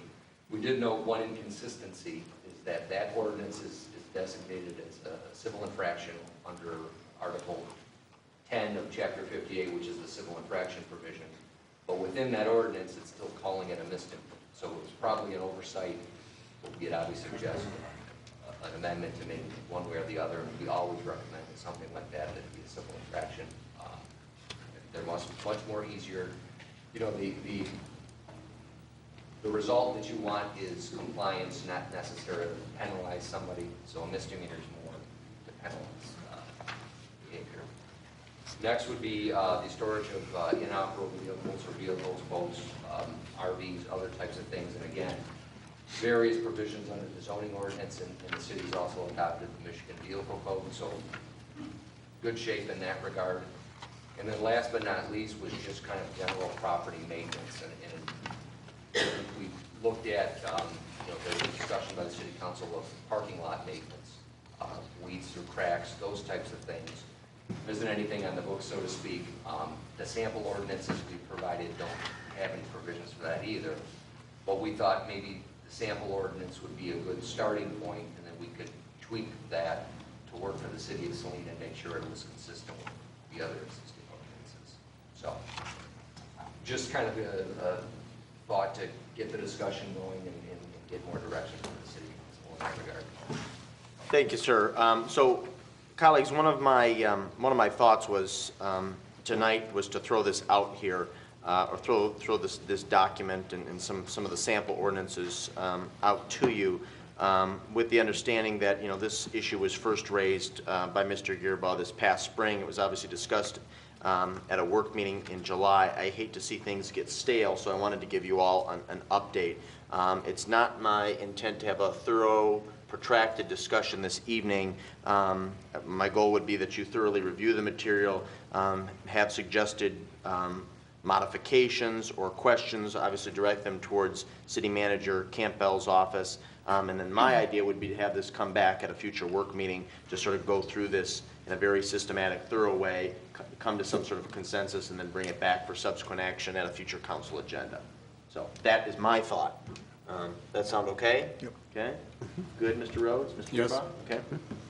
Maybe when we can, in theory, potentially even do that on the 21st of October, because we do not have a work meeting scheduled, but we can get to that in just a moment. Are there additional questions? Mr. Burgoyne. Did I misunderstand the item on boats? Is this just inoperable in unlicensed boats that was listed there, or all boats? In terms of with the sample ordinance? Right, not being allowed on the property. It would have been all boats, but again, that would be maybe fit for another community. It doesn't sound like it'd be a good fit for Saline. Mr. Gearbaugh. I was reading through on the top page, the indication of having additional support from Mr. Tillman from the police and other staff, I think is a great opportunity for us to address those things. I think that's where some of us see it more often than others, and we just bring those about. The other thing, I agree with Mr. Rhodes on some of the issues with the ordinances, namely with the trees and such. I think some of those are written in the late 50s or early 60s when the Dutch elm disease came through, and so at that time, I think it was something to put in as an emergency to destroy it as soon as possible. And yes, it's time to revamp some of these. But I do appreciate the additional examples because I think there are some things in here, maybe looking at definitions and such that would assist in defining things better for us. Wonderful. Thank you. Thank you. Okay. So there's nothing further on that issue. Then we'll move on to our final discussion item, which was added at Mr. Burgoyne's request. It involves Tifa and Woodland Drive improvements. Mr. Burgoyne, I'll yield the floor to you, sir. Yeah, I just wanted to ensure that Tifa projects use Tifa funds. Because if we use general fund money for Tifa projects, then what happens is that we'll have to raise taxes to compensate for that. But if Tifa takes care of its own projects, then we're good. Okay. And so I wanted a follow-up. It doesn't have to be now, but some follow-up that it is being paid by Tifa and that type of thing. Treasurer Bennett, I'm assuming that information can be produced and made available to everyone on council? Yeah. Why don't you come up to the mic? Do you want me to address it now? If you've... I mean, what little bit I can address. Yep. So at the time that we were preparing the FY14, get my ears straight here, FY14 budget, there was a fund balance in the major streets and the local streets, and this council had decided to try to get those fund balances all back down to the same. So we decided at that point to do the Woodland project and the Saline River Drive project. The fund balance in major streets and local streets was more excessive than the 25% in the Tifa budget, and we do have a commitment to the North Ann Arbor Street project out of Tifa. So at that time, we conservatively but requested Tifa to fund 10% of that project. Now, the project did come in considerably under the budgeted amount, so we will be coming forward with amended budgets, and we would, entertain adjusting that if. Right. I understand the Woodland Drive is about $1/3 roughly. Is that right? The Woodland Drive project came in for $187,000. Oh, okay. So it's. And Tifa is not paying for all of it at this Tifa time. at this time is, we requested 10% from the Tifa budget. But I would like 100% funded from Tifa and to find ways to do that. Because it's proper for Tifa to pay its own projects rather than have any general fund connected budget such as streets. Because if Tifa pays the project, it doesn't push up the taxes, basically. Mr. Gearbaugh, did you care to comment? I just want to chime in that the Tifa task force and the Tifa and LTFA task force basically is looking at what projects and assessing too. So we may want to take that into consideration as they're looking at recommendations too on how the Tifa could be used in other economic development issues and support. So we need to balance both what we may want to plan for the future plus what we're paying for out of the road. So just a recommendation because I know that's how we've always done it in the past too. So. Okay. Well, we'll take that under consideration for the amended budget that will be coming. Yeah, I think it would be better for Tifa to pay for Tifa projects, and then if you run out of Tifa money, then to take additional, those new projects and so forth out of the general fund. But the principle that Tifa should pay for Tifa projects, that keeps you from having to raise the taxes further. So that's quite important. Right, and if we have funds in our roads that can only be used for roads too, we should be using those appropriately for wherever, so. Correct. Very good. Thank you, Mr. Burgoyne. Thank you, Ms. Bennett. Yeah, I have one more thing, and it's not on the list. Please. We did get a report on audit projections, and I looked at the audit projection, so I thought I would just comment on that, because I asked to see them. Sure. Okay, so I looked back, and I looked at our Appropriations Act. And we've had the following projections. In March, for FY13, that's the year that just ended. The year that just ended was at the same tax rate as the year before. Raising the taxes for FY14 did not affect the year that just ended. So the year that just ended, in March 28th, we had projection showing there would be a fund balance of $935,000. Right. Then, in June, when this Budget Act was put out, the projection was $1,158,000. But now, according to the audit, the number will be $1,396,323. That's $539,000 more than when we made our decisions at the end of March and April. So, had we known that there would be 500,000 more, we might have looked at this differently, which is my thought. Thank you, Mr. Burgoyne.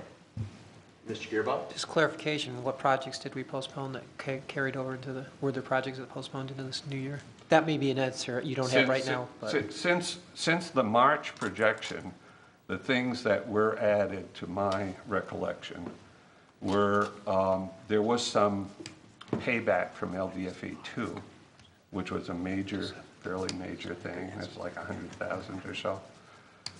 And a few other small changes. Okay. The auditors are coming to our next meeting on the 7th, so if this is an issue, we can get greater clarity at that time. That's fine. Okay. Thank you, Mr. Burgoyne. If there are no further discussion items, we move on now to the public comment period at the end of our meeting. Under the Open Meetings Act, any citizen may come forward at this time and make comment or question to City Council. This public comment period will be limited to 3 minutes per person. Anyone who would like to speak is requested but not required to state his or her name and address for the record. Mary Hess. I'm disappointed that I tried to relay that I was kicked off a public alley, and it was wrong. The lease does not include domain of one Brecken Grill. And I guess I'm disappointed that there was not a clarification that this lease does not include absolute sovereignty of this piece of land that is paid for $1 lease. I'm hoping that the council will address that there is, in fact, a pedestrian thoroughfare allowed through there publicly. There was no reason for me to be demanded to get off someone's property when it was not. It was very upsetting, of which Mr. Roth can attend to, and apparently it has no, I guess I'm disappointed. And as far as the sidewalks by Phillips, literally the sidewalks are all crumbled. There will be no way to even clean the sidewalks, the snow off this fall for people to walk on it because there's no way to clean them. The volume of, I'm losing my hearing in my left ear, but it is ridiculous that there is no ability to hear what is going on. The people come, the people listen. You ask for input from the citizens, and we can't hear, nor are we addressed with our concerns.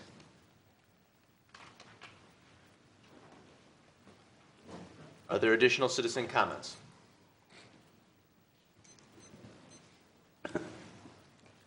Yes, there are. My name is Linda Morosky, and I would hope that Mr. Campbell's review of the Leather Bucket Alley issue would not be complete until he speaks with me, as my property at 100 South Ann Arbor Street abuts Leather Alley, Bucket Alley to the south.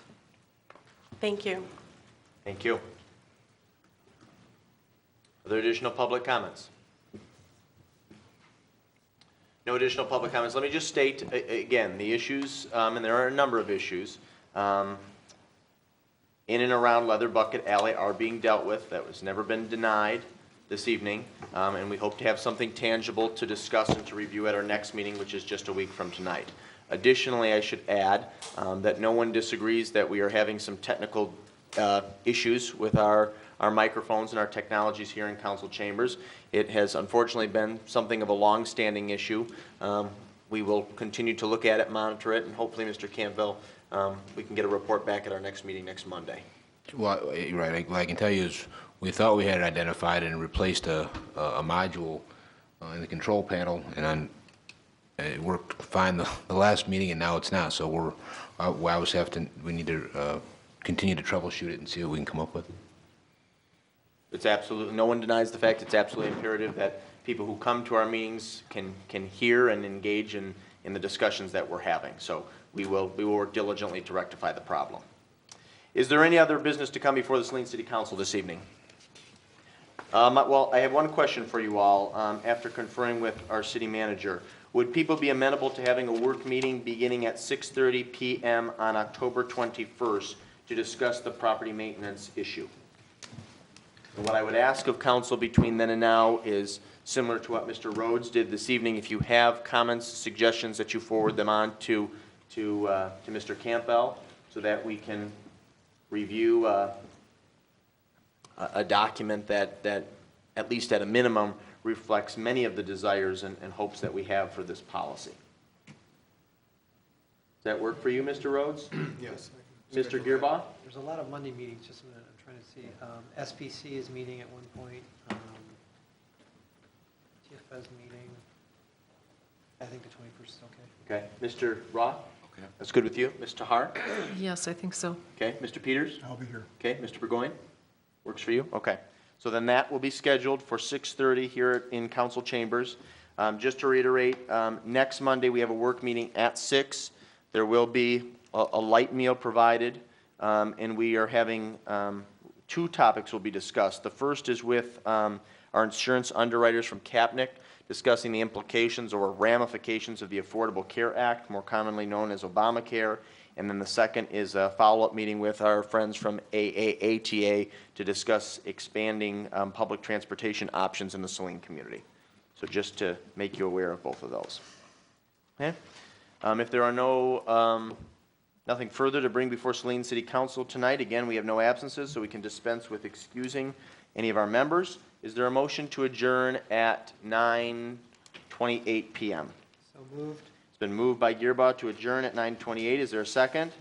Second. Seconded by Mr. Peters. All those in favor signify by saying aye. Aye. Opposed, say nay. This meeting's adjourned.